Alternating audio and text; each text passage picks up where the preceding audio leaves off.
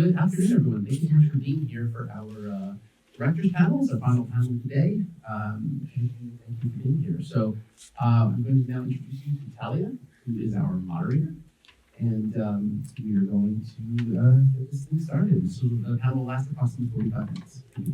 Thank you all for being here. And the first question, very easy, very simple. Can you tell us your name and which project you directed?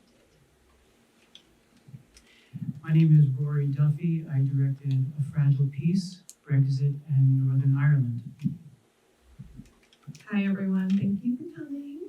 My name is Allison Landy and I directed the short film, I'm Sorry About Your Marriage. Hi, I'm Ayden Skye, and my film is called Movie with All My Friends. Really? And I'm Adam Kiss, and I directed My Last Words.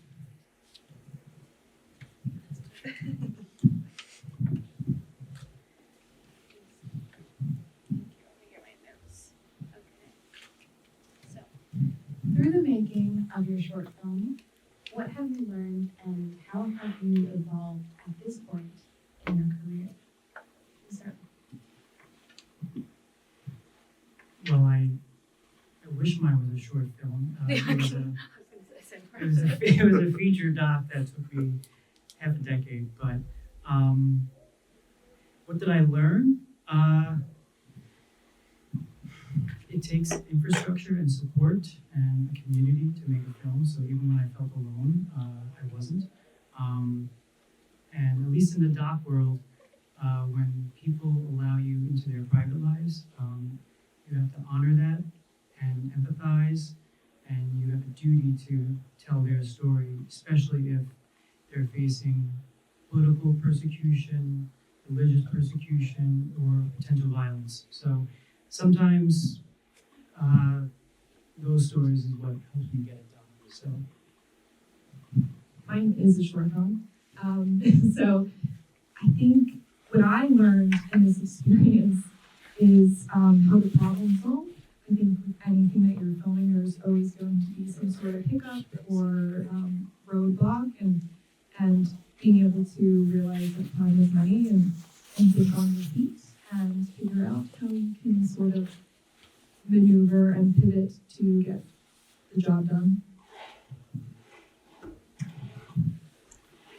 So many things running through my head right now. The thing that is standing out to me the most, just for the sake of ingenuity, because I'm sure everyone in this room has touched this industry in some way and understands, the time and the effort and the problem solving, and these are all incredibly pertinent things to life.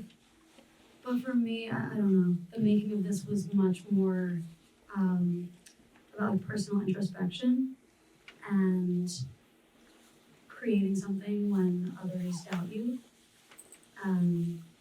Or not even doubt you, not doubt your ability to do it, but like, why are you doing this? Like, why are you putting all this money into this? Why are you, devoting so much real life? Like, sometimes I feel like even I personally have kind of mixed feelings on what we do, in a sense, because it's like, yeah, we just have these ideas and then we just make them for fun. Or for, very philanthropic or social awareness reasons, like Rory. So there are a lot of reasons to make something, but for me, it's a coming of age comedy feature. It's very John Hughesian, and I think a lot of people would look at that and be like, all right, who needs like another like cute movie, right? Like, what is that about? But I knew that there was more to it than that, and so I think just learning to double down on your own dreams is something that the world needs a lot more of. It's very easy to be like, well, why me, or why this, or but if you can explain it to someone, then you should do it. They don't need to understand it or agree with it, but if you can articulate why this is important to you, you shouldn't let anyone tell you that what you want to do is not worthwhile. So that might be a little more particular to me, but I think that that's something that doesn't get said enough. Like, do what you want to do. You don't need anyone's approval. Absolutely. I definitely echo all of these answers. I mean, everything that they've all said, I've very much agreed with. And actually, I should ask, what was the original question? So through the making of either your doc, feature, or short film, sorry, everyone at the previous panel, it was all short films, so I got too used to saying that. So what have you learned and how have you evolved at this point in your career? Yeah, absolutely. So in my case, obviously, My Last Words was a feature film. I had done 3 shorts before and won a bunch of awards, and I just felt like it was time. I really wanted to do a feature film. That's something I'd been wanting to do for a while. I mean, funnily enough, I started out as an actor and a singer, so I started on the performance side of things. I never in a million years would have dreamed if someone would say, you're going to be a director or writer. I would have thought you were crazy. It was never on my wish list. I never had any desire to do it. I really started making short films and now this feature film out of a desire to act more as well. Because, I mean, I wrote this, directed it, and I was also acting it, as well as producing it. So I was kind of involved in so many aspects. And I mean, you learn so much from making a feature film. I definitely subscribe to the whole learn by doing philosophy of it. I mean, if you're able to go and make a film or a feature film, then I think you can really do anything because, like they've all said, there's always problems that come up. I always say that making a movie is like a war, you know. Every day is a war. You have to be fighting every day, and you just cannot stop because something's always going to go wrong. Something's always not going to go according to plan. I can see that they're all laughing because it's all so true. So, yeah, I mean, it's definitely a huge learning experience, and I can't wait to do the next one. I'm already planning the next one. Actually, can you keep the mic? I have a follow-up question for you. Sure. Yeah, I'm wondering, you know, there's a lot of directors over here or aspiring directors that probably share that moment of reckoning when they're in any stage of their, you know, the process of making a film. So what do you say to yourself, and maybe what can you share with the audience that really helps you get through that moment where you're like, why am I doing this? I'm not really getting paid much, and you know, maybe this doesn't feel as socially important as it, you know, other projects. So how do you get through? That's a really good question. I really appreciate that question because I'm the kind of person who's always like, how? You know, you read these like bios of celebrities and they're like, well, I met this person and like the rest is history. No, it wasn't. There were like 700 things that happened between you meeting the person who ended up giving you your big break and that happening, right? And so I appreciate that question, thank you. Okay, again, I used to be an English teacher, so synthesizing words into, like from everything I'm thinking into my mouth is difficult, so bear with me. But I like Adam, that sounded just like I literally said I like Adam. I do like Adam. Of course. I, like Adam, was a little bit of a Renaissance woman in my production. And I think a lot of times that's something people don't realize is that's out of necessity, not out of like hair flip. I wasn't, you know, planning on acting in it initially. I was thinking about not even directing it. I just knew that I wrote a script in 48 hours and I wanted to make it. But I think that when you start, as corny as it sounds, you take the first step forward, just do one thing. Do one thing, and it's Newtonian, right? It's like that's the law of physics. Object in motion tends to stay in motion. If you do one thing, you'll keep doing it. So I asked one friend to be in it, and he said yes. And I was like, okay. And I asked another friend to be in it, and he was like, I don't know, I'm moving to Israel for med school the next week after you want to shoot this, let me check. Step back. Then someone else said yes, okay. Then this guy said yes, okay. Then this girl said yes. Then I got the DP I want. Like, just little things that if you just try it, because even if it fails, okay, so it fails, so you don't get it. So you have to pivot, so you have to do something different. But you'd be amazed at how much momentum you have by just doing one thing. And I think that what I took away from that was, like that whole thing I said in the beginning, like believing in yourself is 90% of the battle. Like when I started bringing other people on board, they're like, oh, you're the girl, right? And I was like, not really.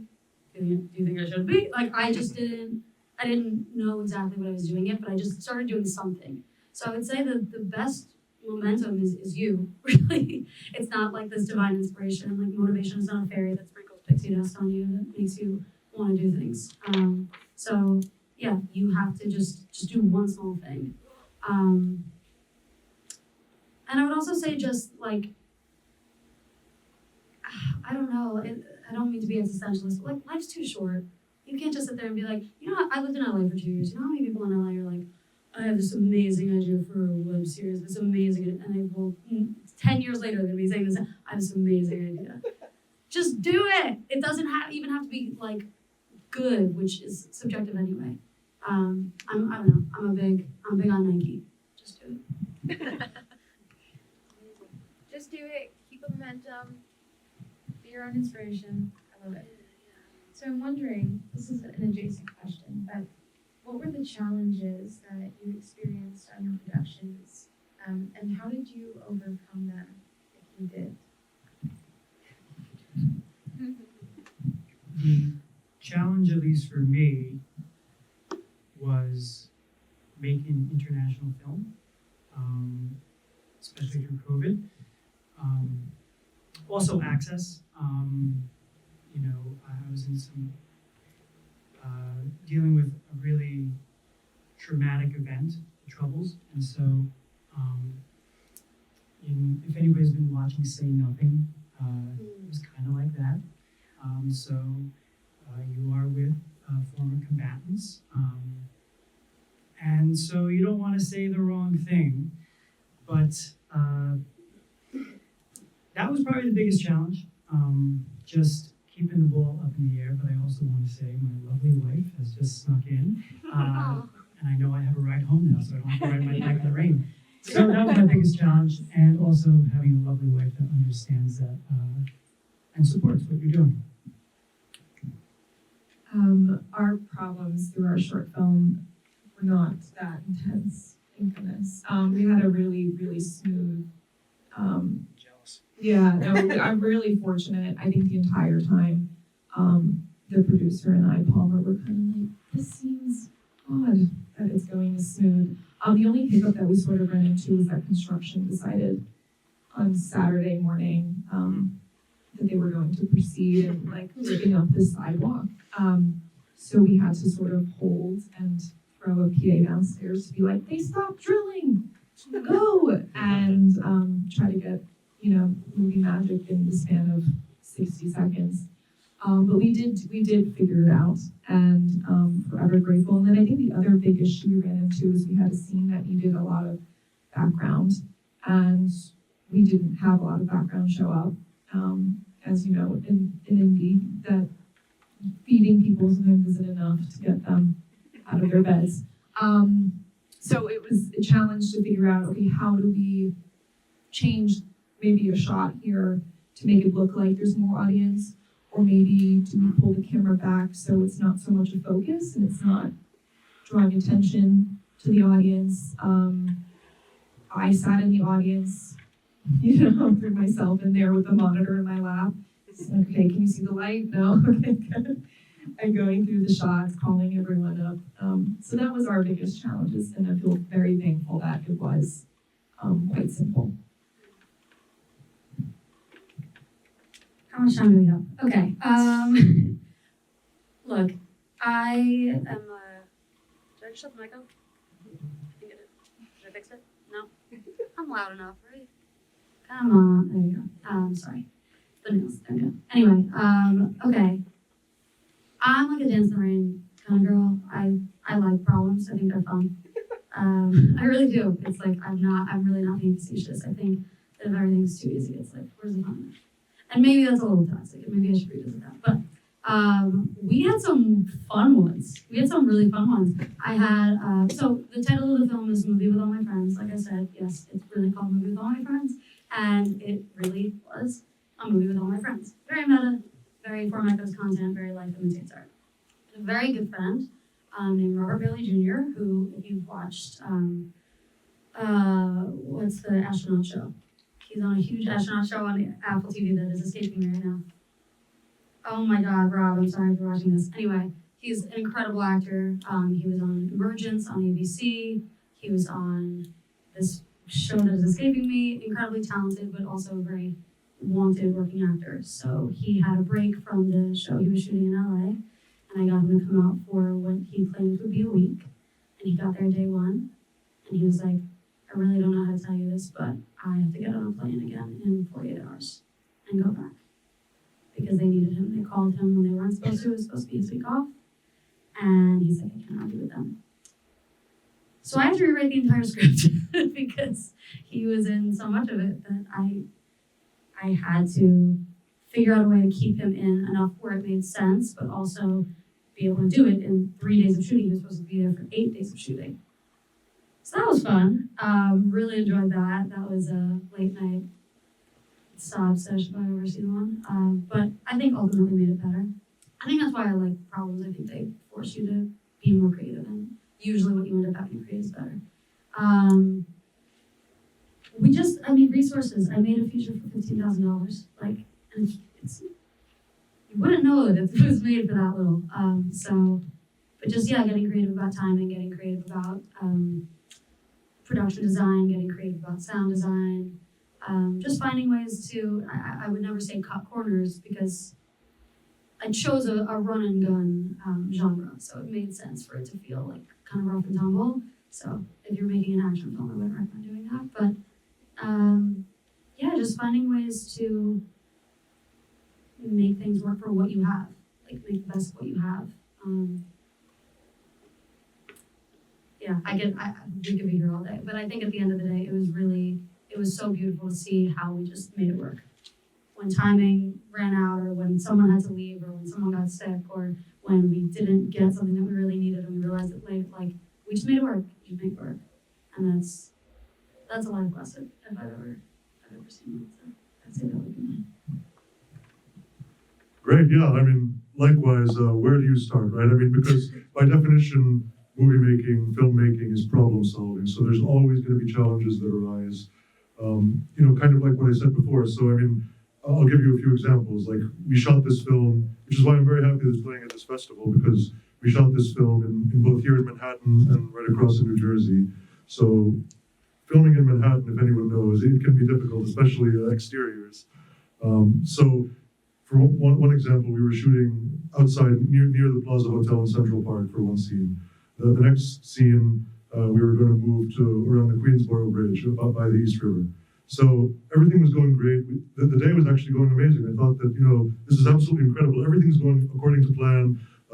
But of course, the cinema gods have other plans at times like that. So little did we know that on that exact day, the president was going to address the United Nations. They were blocking all the roads. So we literally could not get through to the next location. So I literally got as many crew people as I got. We took it out of the cars, all the equipment we could, no extra lighting, nothing. We shot the scene where we were supposed to, just walking over there like 10 blocks. And then it actually ended up being one of the most beautiful scenes in the movie. And the natural lighting really helped. So what I would say from that anecdote is that a lot of times the challenges can really be to your benefit. You never know what's actually a blessing in disguise or what's a good thing. But the one thing, especially when you're doing an indie film like this, is that you have to just embrace that. You can't be so rigid, and you definitely have to pick your battles. Certain things be pretty uncompromising, even for an indie film like this. But then other things, you have to know where to be able to adapt to the situation. And a lot of times, as a director, the best things that can arise, you didn't necessarily foresee. There's different types of directors. There's the types of directors who like to micromanage every single detail of every production. We all have heard the stories about those. And then there's the other types, I think John Huston famously said that 90% of directing is casting. And I think I fall somewhere in the middle of those two extremes, where I definitely have my set vision going in, and I'm open to, whatever happens on the day. You have to account for that. So again, going back to what you were originally asking about challenges, there was that challenge. There's every aspect can be a challenge, but you have to just kind of embrace that challenge, I think. Casting is obviously a challenge. Filming is a challenge. Acting as a lead actor in a movie where you're the director, some people would also say that's a challenge. Thankfully, there's so many great examples of that through history. So many people have done it before and really blazed the way. One of my big inspirations has always been Orson Welles. You've been a huge fan of him, and you just think if they can do it, you can do it. So again, it's always a challenge, but I hope that answered your question in a long-winded way. should play or something. Seriously. Absolutely. Yeah. Let's make it happen. Okay, great. I'll run. Adam, you strike me as someone who has a very positive attitude. And you made an amazing point that the perspective that you go in as a director, right, a creative leader on set, has an amazing impact or a terrible impact on the energy, the morale of the set. And so when challenges do arise, keeping a smile, not micromanaging, letting the movie magic, as one of you mentioned, happen as it can is really important, right? So thank you for sharing that. Speaking of perspective, Rory, I have a question for you. As a doc director, there's much less control, right, that we have over the story. So I'm wondering, was there a vision that you started out with, perhaps in the treatment, and then as the story evolved in real time, things shifted? And was it for the better, was it for the worse? That's a great question.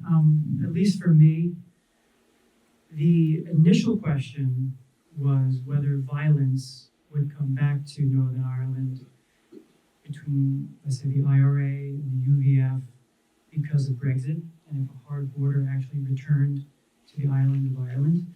So that was the impetus and how that would impact the President Clinton-led peace agreement, the Good Friday Agreement.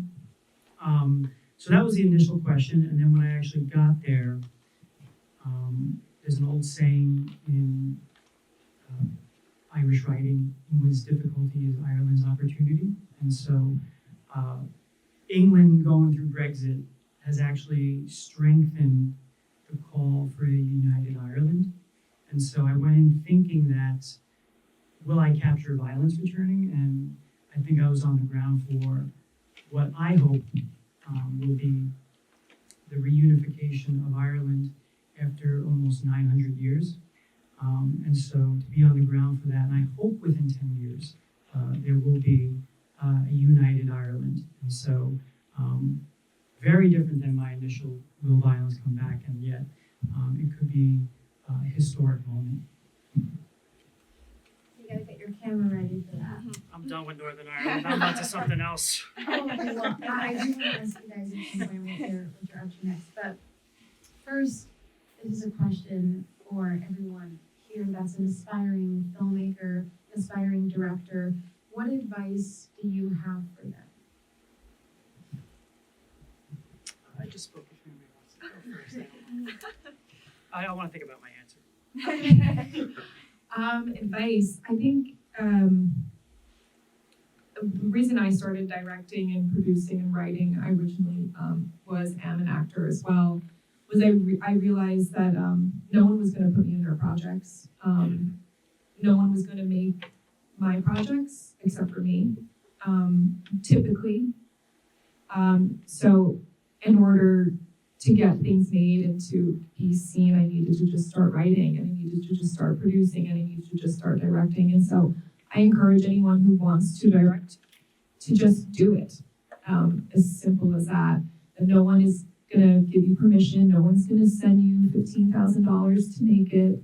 You just have to approach it one step at a time, like we had spoken about earlier, and each step will get you that much closer to a completed project. And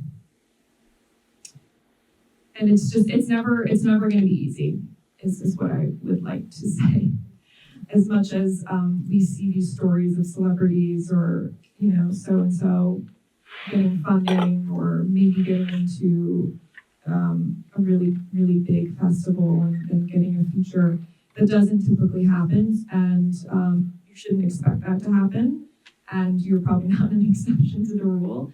And you need to figure out what you can do to make your own project, whether that's crowdfunding, whether that's asking favors, whether that's, doing micro budget. Just get it done. You can do it. Okay. I'm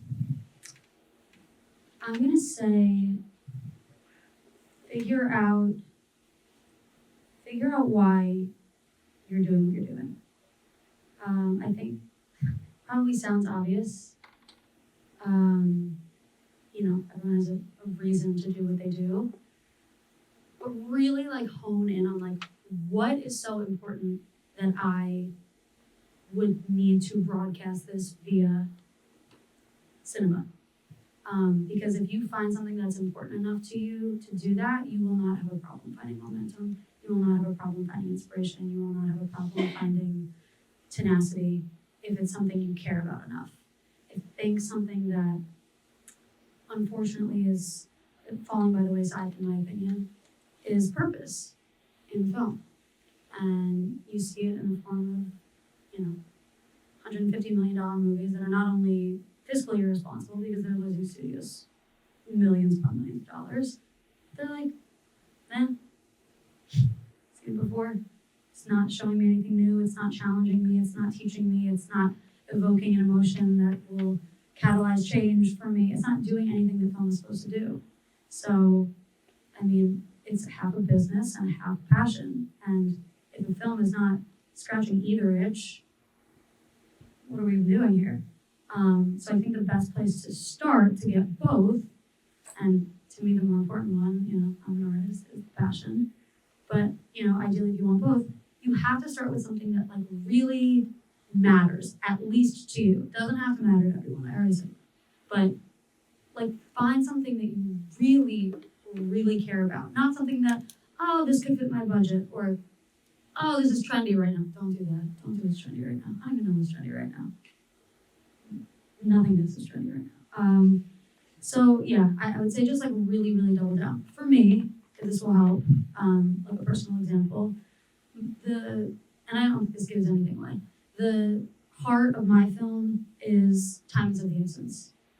I find that we just think we are cats with more than 9 lives, and we have like ultimate, endless opportunities to do things. And that's unfortunately just not true, but no one really wants to look the reality of the passage of time in the eye. So I was like, okay, how can I deal with something that's like kind of deep and uncomfortable in a palatable way that audiences will take something from and not feel overwhelmed by?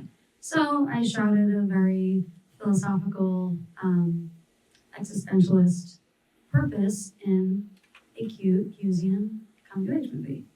I felt really passionate about that. I was like, people need to wake up and stop. It's like what I said before with the Nike, right? Like, you have to do something. Like, I see apathy and lethargy and, we have forever all over the place, and it's just not true. So if you can find something that matters to you as much as that concept matters to me, it honestly, it's kind of like what Adam was saying, like, if you just trust the process, like, it will be the best version strictly by virtue of the fact that you made it and you decided to. You don't really have to work that hard if the central concept is strong enough. So yeah, I'd say build your foundation first, and then you don't really have to worry about the rest of it as much. Absolutely. So yeah, it's a big subject for advice that I would give to filmmakers or directors or really anybody in any creative field. Basically, the famous screenwriter William Goldman, I think he said that that you can't really write what you don't care about. So I totally agree with that. And he did the classics like Butch Cassidy, The Sundance Kid, so many other great movies. And I fully agree to that. Basically, if you want to be a director or a filmmaker, you have to learn, especially if you start out as an indie director or indie filmmaker, you have to just learn to essentially be a pirate captain, because that's essentially what you are when you do that. I always do the metaphor that you're the pirate captain of a pirate ship at that point.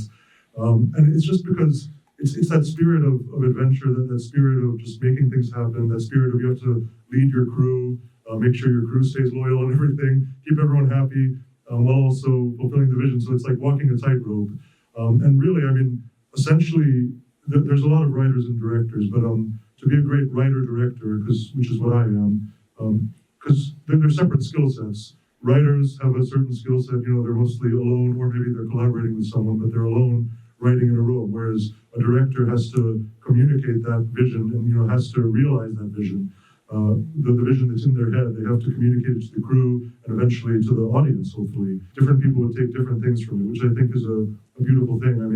I think that you don't necessarily have to force messages at people or force specific things that you want them to see. I like when the audience kind of collaborates with you in that regard, and that you're able to, I think it's just so much more art. Like when someone looks at a painting, for example, two people would probably take two different things from it. So I think that the same can absolutely be true for film. I think it should be. I think that the greatest films are. And yeah, in terms of other advice, I mean, I would absolutely just say, just be a director. I think that even James Cameron said that, you know, if you want to be a director, just make something and then you're a director. I mean, it's so much more complicated than that. That makes it sound simplistic, but I mean, at the end of the day, you're a director if you direct something. So I think hopefully that answers your question. It does, thank you. I'll keep my answer short. You can take your time. I'll keep it practical.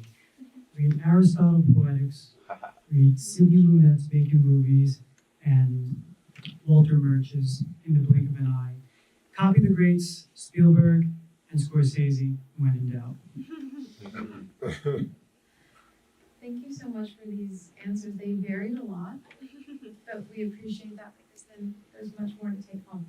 So I actually want to open it up to the audience now. I want to give this panel a little bit more time for that. Does anyone have any burning questions for these amazing directors? Could you repeat the three titles of the books you mentioned? Poetics, In the Blink of an Eye, I think you all Making Movies Making Movies. by Sidney Lunet. Thank you. Great Philadelphia-born New York filmmaker, 12 Day Afternoon, 12 Angry Men. It's all in there. Okay, thank you. Burning questions.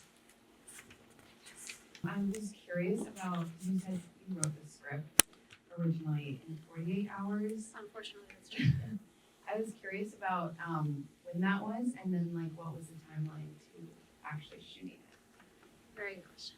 Yeah. Oh, good. Come on, thank you so much. What was your name? Hayden. Peyton? Yeah. Oh my God, Peyton and Ayden, we rhyme. Oh yeah. Okay.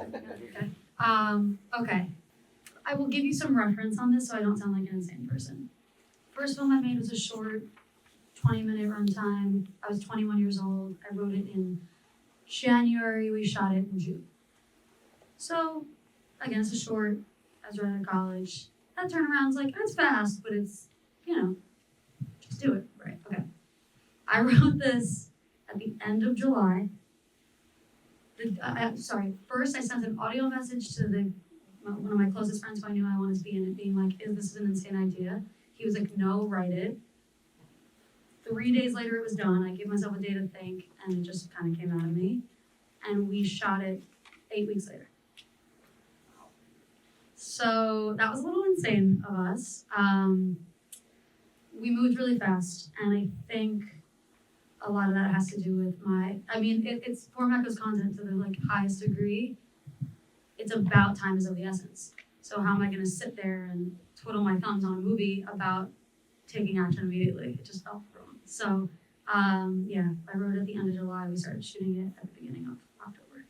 So roughly 8 weeks, and we only shot 8 days, a week and a pickup day, and it was done by August. So an 8-month post period because we didn't start till December, and it premiered at its first festival this time last year. So this is kind of the end of our festival run. I wouldn't not recommend it if you have the means, but I wouldn't say use me as a template either. I would say though, if you have the means or you know that you'll be able to find the means, screw everyone's idea of what's doable. That was one of the biggest things I was talking about in my first answer when people are like, are you sure? I was like, yeah, I'm sure. Just because it's never been done doesn't mean it can't be done. Or maybe not never, but just because it's not commonly doesn't mean it can't. And yeah, that's one of my favorite things about watching it is just knowing how fast we made it, how quick the turnaround was, how little money we actually had. And it's proof that it's not really just about budget or time. It's about vision, it's about execution, it's about passion, it's about cooperation. And as a director, I know we haven't really talked a lot about like the nitty gritty of directing in terms of like how the director's the nucleus of the cell, right? So you need to speak camera, you need to speak G&E, you need to speak light, you need to speak, actor, you need to speak production design, you need to speak every language there is. So I know we haven't really gotten to the nitty gritty of that, but I think that just my timeline was like everything else. I went and I decided, like, I know what I want. And when you have the answers in your head, you don't really need a lot of time. Now again, run and gun indie comedy, social justice feature doc about a real country with real implications. Different timelines, right? So you have to know your beast. But that was our timeline, and it's proof that it's possible. Like I said, I wouldn't say that's my recommendation necessarily, but it can be done. Rory, does this make you want to go into narrative? No. I already know it. Stick to Simple answer. Somebody else have a question?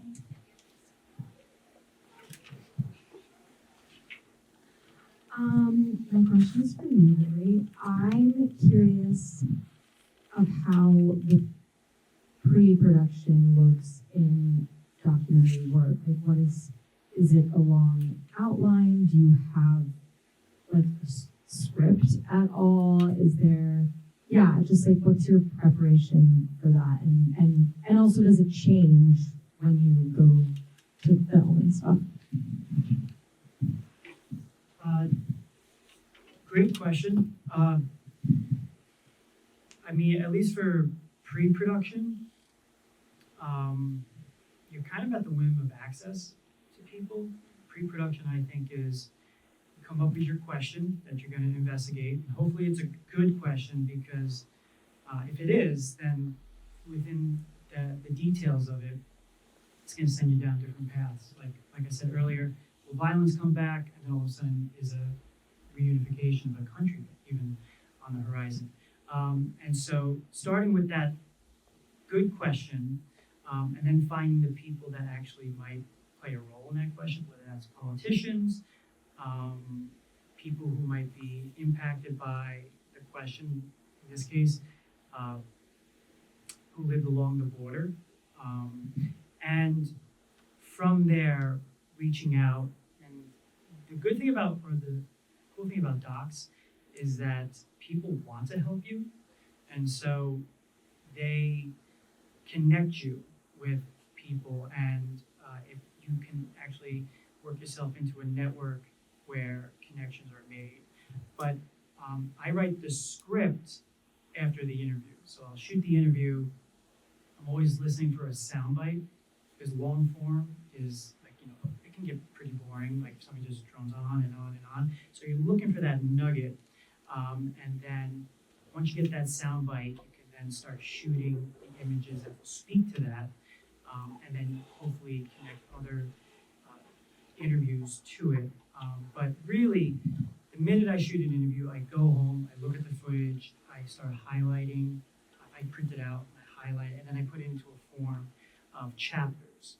So this will be about political history, or this will be about this moment, and then see if they actually connect, and then if the audience can follow it. So it's not that much different than narrative film, but I think that a lot of people tend to think documentary is just going out there. There's a lot of prep in there, and I think a lot of it is building those relationships, especially, at least for me, such a heavy subject.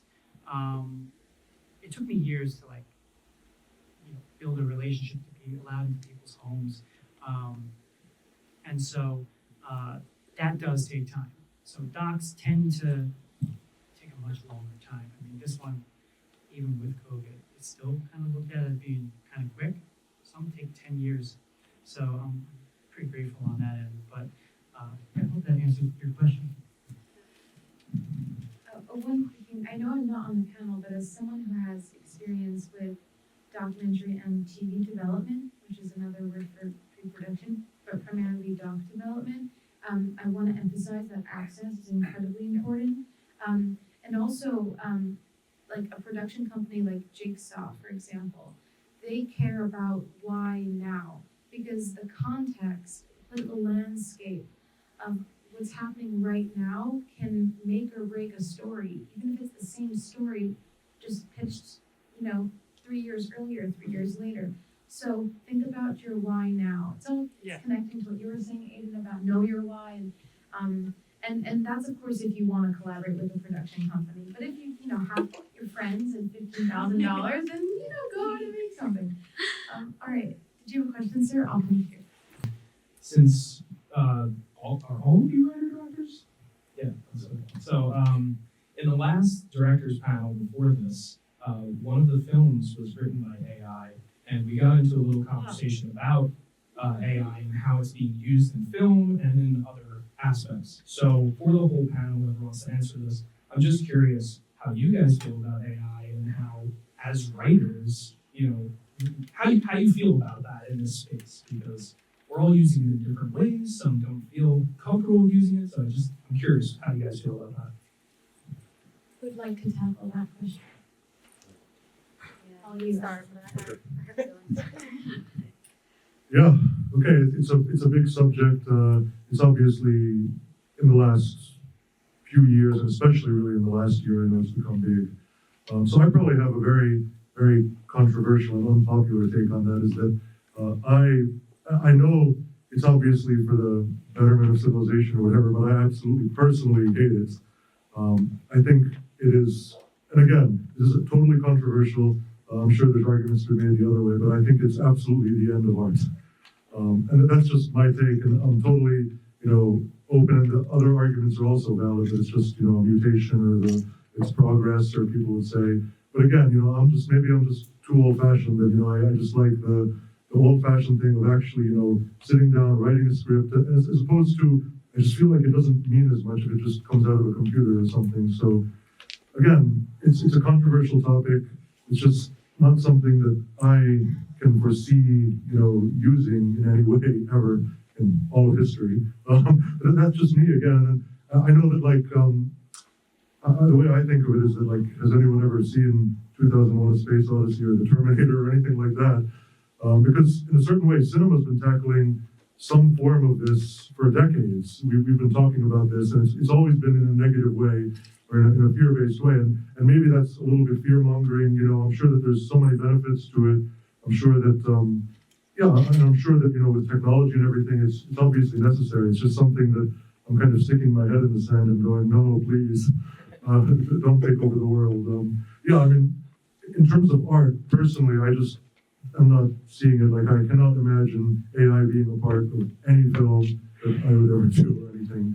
And I'm sure that it's going to be more and more. So it's just this constant war between, progress and, and then can you go too far with technology? Can you go too far to the point where I just feel that art is all about the human touch and human imperfections and all of that. So again, that's my take, is that I personally can't stand it, but I can obviously see the points.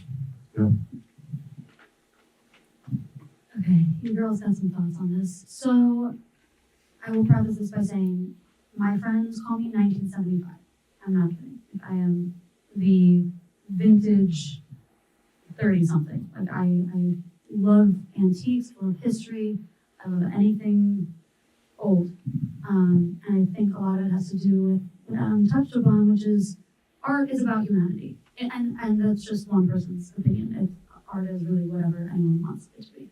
But in my eyes, art is humanity. It comes from people with beating hearts and brains, and I personally, I don't think what you're saying is a hot take at all. I think actually most people will agree with you. All that said, I'd like to play devil's advocate for a minute.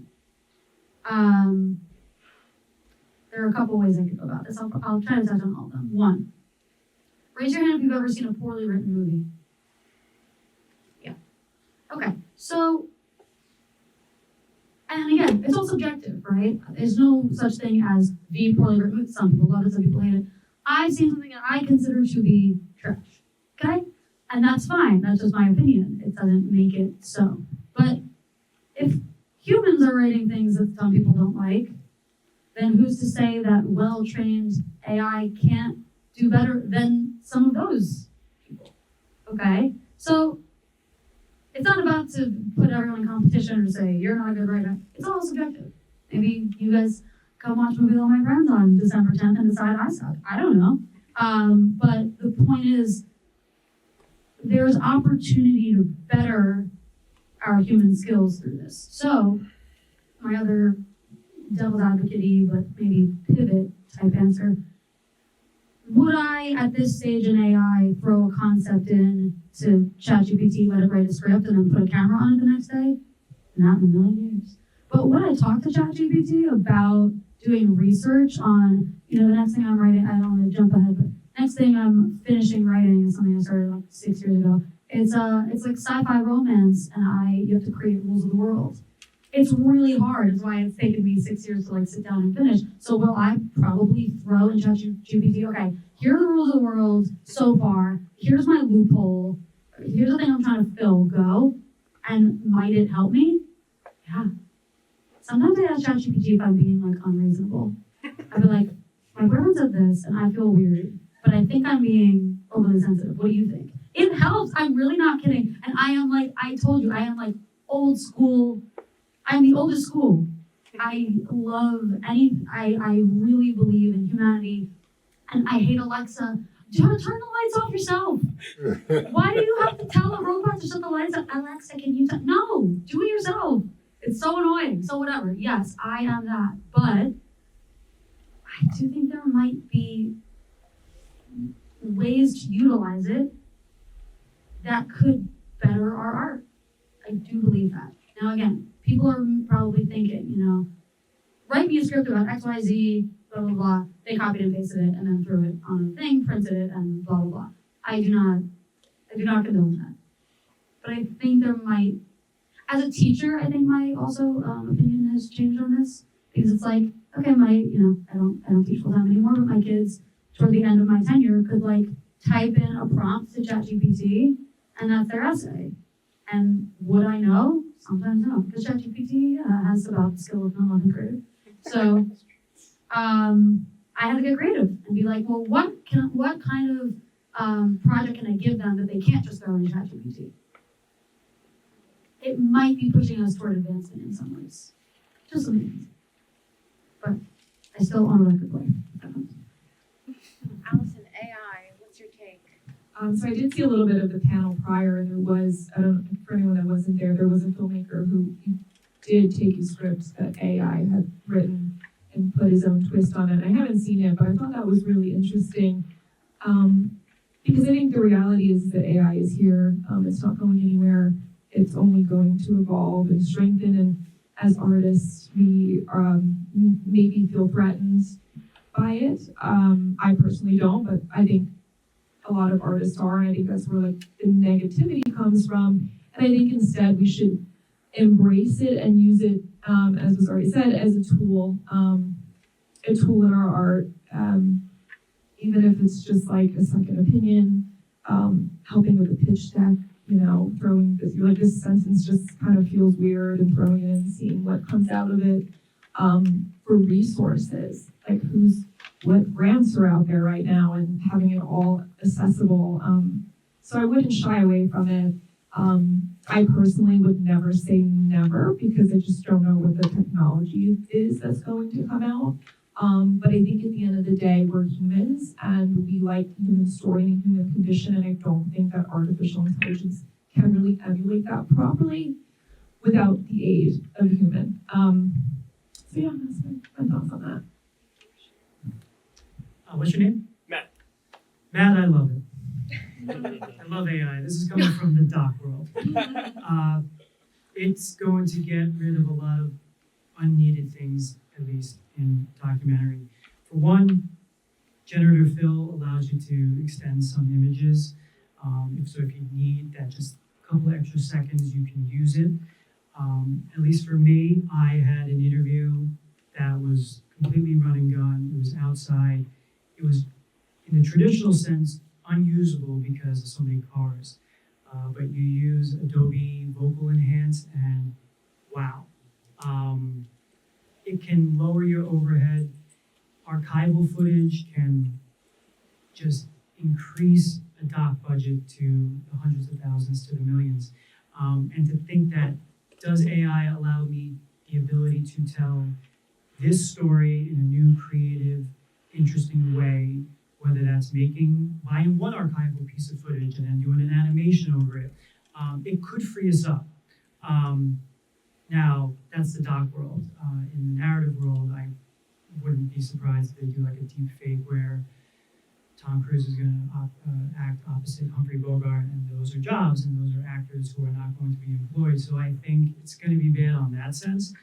But in the doc world, I actually think it is going to allow for more people to create more films. Adam, are you feeling a little bit more comfortable with AI after hearing Rory's pitch? No. Even if it's to do the administrative work. No. Okay. Well, we know where Adam's stands. Okay, we're out of time. Can I let them plug? Just quickly. Ayden, quickly. I'm looking at you. I had a lot of thoughts on that. I know it, and we'd love to hear it. Can you tell us, besides celebrating the projects that will be screening at Big Apple, what is on the horizon? I will tell my lovely wife, who's from Korea, I will not be doing a movie about the border in Korea. Yes, I'm not going anywhere near that. Probably, I want to do a film about, hopefully getting the rights to a book about Lucretius's poem on the nature of things and how that influenced the Renaissance and kind of how the modern Western world came about. So I'm hoping to do something like that, but no more Northern Ireland, no more politics for me. This is the fourth short that I've done, so I am making the jump to doing a feature. I'm in development on a feature film about a stand-up comedian who becomes her grandmother's caretaker when the entire family finds out through an at-home DNA test that 3 of her 6 children are fathered by a man that lived on the street. But no one wants to let Anna know that they all know because she's dying of cancer. So that is in development. I kind of pivoted to singing, which is probably surprising considering how much I have to say. It's going well, and I'm going to keep writing and kind of just see what comes next. But that's kind of it. Are you on Spotify? I sure am. Ayden Skye everywhere. Ayden with a Y, Skye with an E. Absolutely. Well, I mean, obviously, first we have the My Last Word screening on December 10th at 5:30 here.